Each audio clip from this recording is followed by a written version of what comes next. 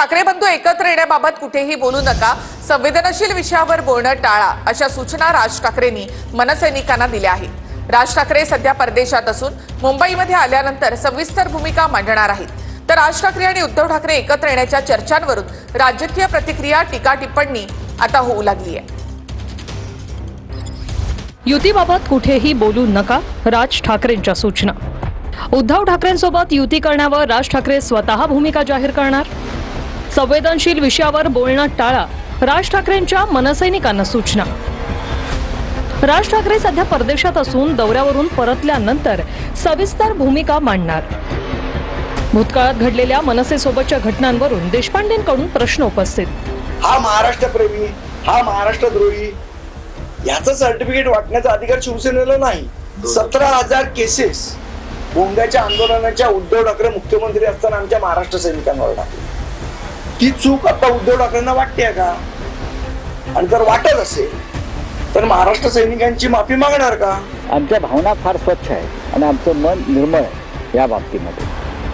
त्याच्यामुळे आम्ही असं ठरवलेलं आहे, कोणी काही बोलू द्या, कोणी काही बोलू द्या, कोणी किती खाजवत बसू द्या, मागून पुढून एक पाऊल पुढे टाकत असताना मागे काय झालंय हे दुर्लक्ष करून पुढे जायचं। मागे आम्ही काय बोललो, ते काय बोलले, त्यांनी काय टीका केली, त्यांनी काय भूमिका मांडली, हे विसरायला पाहिजे पुढे जाताना। उद्धव ठाकरेंच्या शिवसेनेकडून मात्र सकारात्मक दृष्टिकोन असल्याचं स्पष्ट। माननीय उद्धव ठाकरे शिवसेना पक्षप्रमुख हे सुद्धा भविष्याचा विचार करणारे आहेत, भूतकाळाचा नाही। आम्हाला महाराष्ट्राचे भविष्य घडवायचे आहे, आम्हाला मराठी माणसाचं भविष्य उज्ज्वल करायचं आहे, हे ठरलंय ना दोन नेत्यांमध्ये। मग उद्धवजींनी खाली संदेश दिलेला आहे, आपल्याला सकारात्मक दृष्टिकोन ठेवायचा आहे। 4 भिंतीवर आपण बोलू शकतो, पण ज्याच्यामुळे हा जो नवीन प्रवाह सुरू होतो आहे तो प्रवाह गढूळ करण्याचं काम आम्ही आमच्याकडून कदापि करणार नाही। हा जो काय विषय 2 दिवस चाललेला आहे त्या विषयावर जी भूमिका मांडायची ती सविस्तरपणे मांडलेली आहे। आता जो विषय आहे ना 2 भावांचा, आता सन्मान्य राजसाहेब परदेशात आहेत, ते बाहेर ते जेव्हा येतील तेव्हा त्याच्या संदर्भातलं ते भाष्य करतील। स्वतः राज ठाकरे यांनी आपलं एक अत्यंत महत्त्वाच्या विषयावरचं मत व्यक्त केलं, ते त्या पक्षाचे प्रमुख आहेत। त्यानंतर शिवसेना पक्षप्रमुख उद्धव ठाकरे यांनी त्यांचं मत व्यक्त केल्यावरती त्याच्यामध्ये आता इतरांनी बोटं घालण्याची गरज नाही। मनामध्ये काही विचार पक्के असल्याशिवाय त्यांनी एकत्र काम करण्याची इच्छा व्यक्त केली नसते।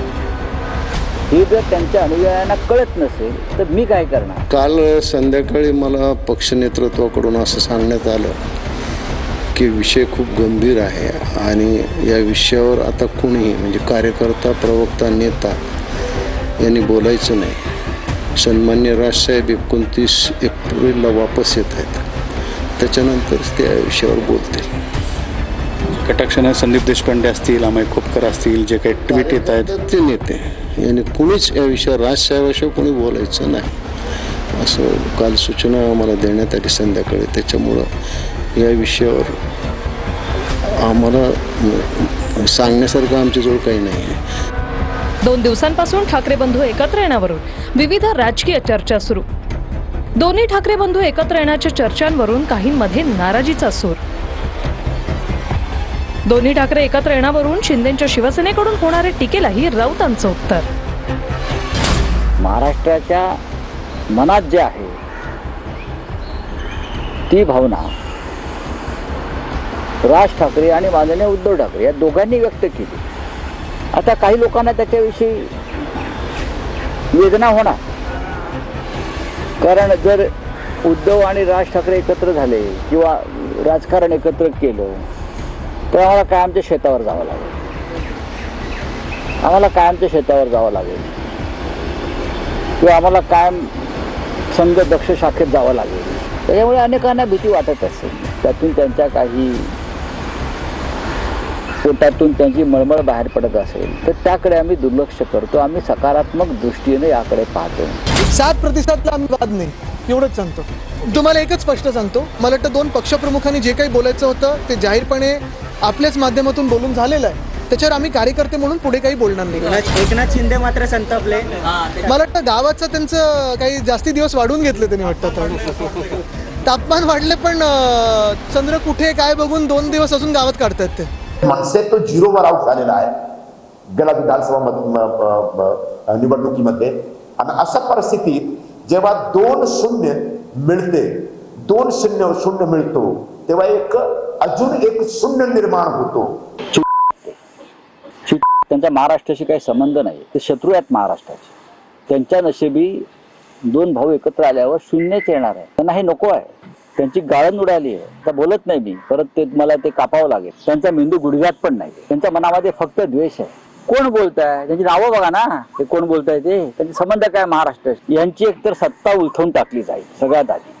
त्या भीतीतूनही बोलताय. कुठे आग लागले कोणाच्या बुडाला, आग कशी धो बाहेर पडते, धूर कसा बाहेर पडतो आहे. फक्त माननीय उद्धवजी ठाकरे आणि राजजी ठाकरे यांनी फक्त संकेत दिले तर एवढी आग लागते, नंतर तर स्वतःला जाळूनच घेतले लोक.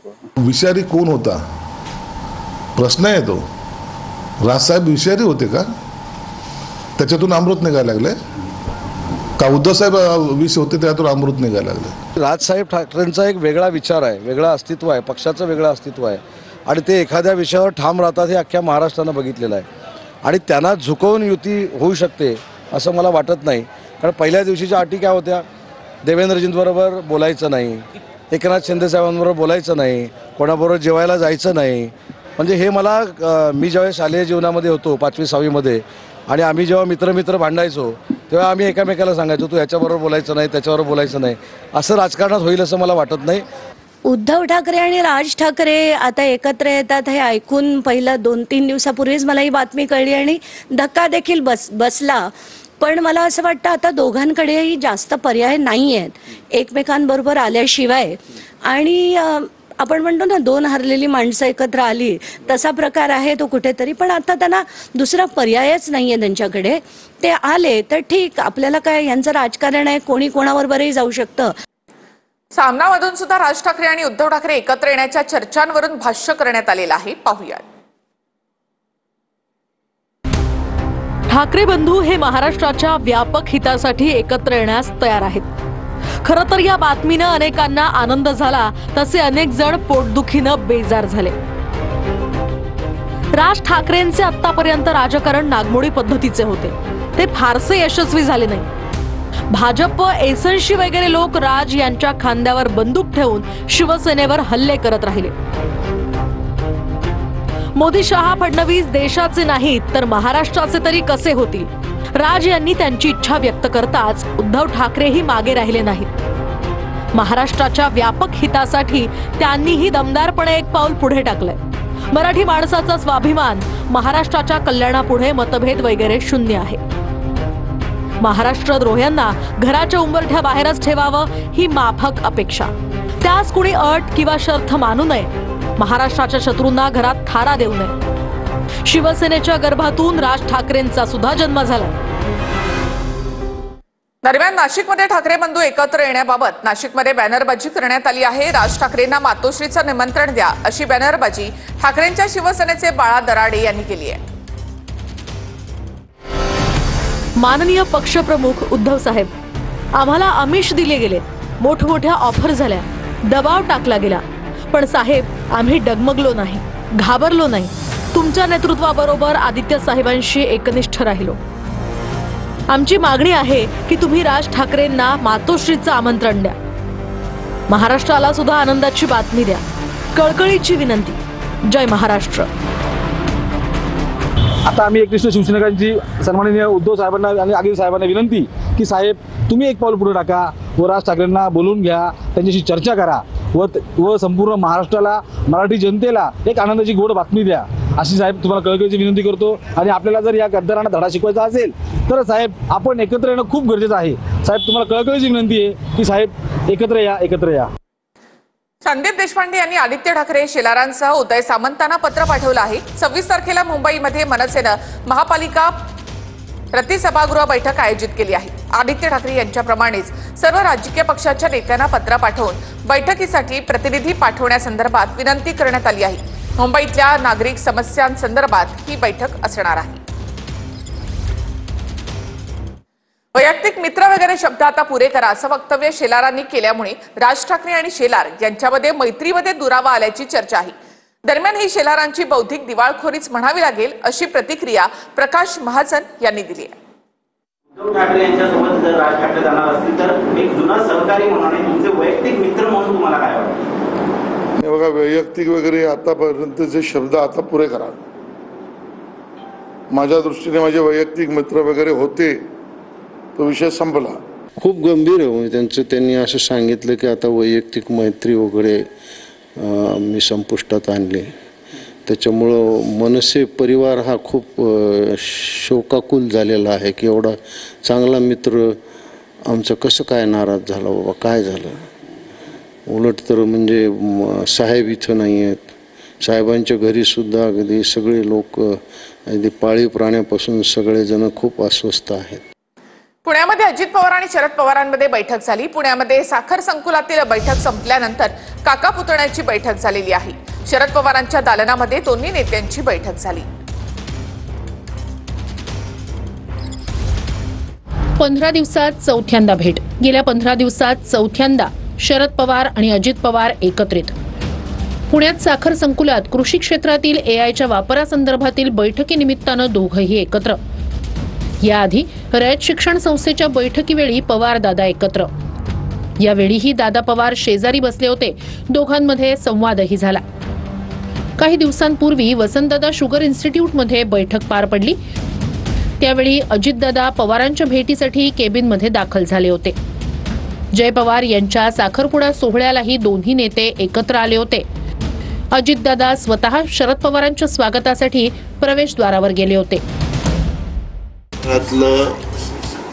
साखरपुड्याचा कार्यक्रम असला तर परिवार म्हणून एकत्र येतात. ही महाराष्ट्राची संस्कृती परंपरा आहे. ही वर्षानुवर्ष चालत आलेली आहे. त्याच्यात बाकीच्यांनी फार काही चर्चा करण्याचं कारण नाही. तो पवार परिवाराचा अंतर्गत प्रश्न आहे.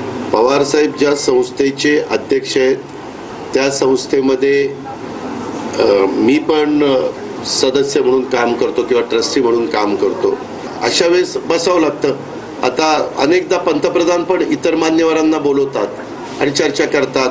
काही विषय असे असतात की ते राजकारणाच्या पलीकडे बघायचे असतात.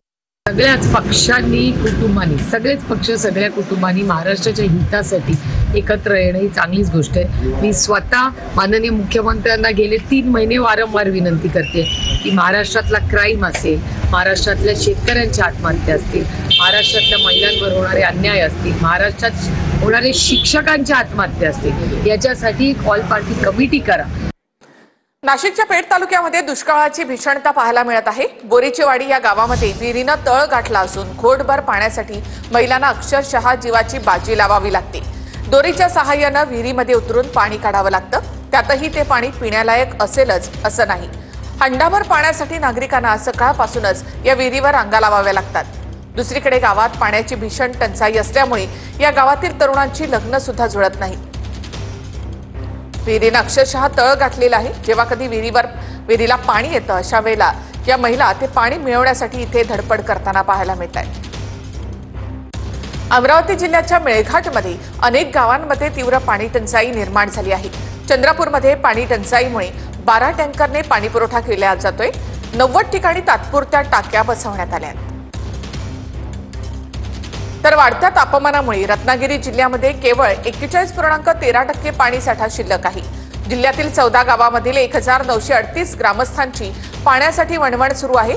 सोलापुरातील उजनी धरणाचा पाणीसाठा खालावलाय. उजनी धरणातील पाणी पातळीमध्ये झपाट्यानं घट होत आहे. राज ठाकरे आणि उद्धव ठाकरे हे समजूतदार आहेत असं विनायक राऊतांनी म्हटलंय. मनसेतील काहींनी स्वतःच्या वायफळ बडबडी बंद कराव्यात. नाव न घेता विनायक राऊतांनी संदीप देशपांडे यांच्यावर टीका केली आहे. बघा, ते दोघे व्यवस्थित समजूतदार आहेत आणि आमच्यापेक्षा खूप उच्च विचारसरणी असलेले ते दोघे मंडळी आहेत. महाराष्ट्राच्या हिताचं काय आहे चांगलं हे समजण्याची त्यांची क्षमता आहे आणि